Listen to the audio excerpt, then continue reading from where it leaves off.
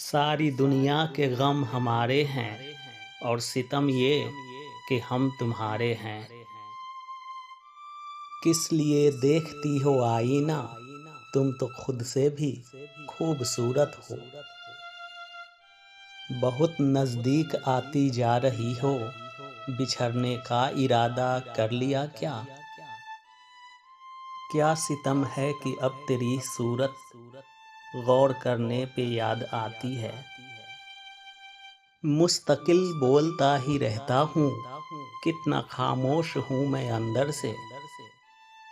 مجھے اب تم سے ڈر لگنے لگا ہے، تمہیں مجھ سے محبت ہو گئی کیا؟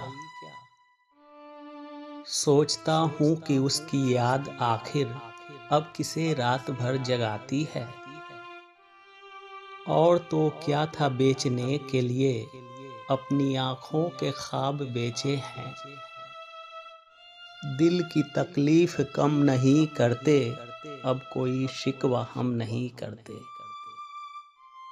اب میری کوئی زندگی ہی نہیں، اب بھی تم میری زندگی ہو کیا؟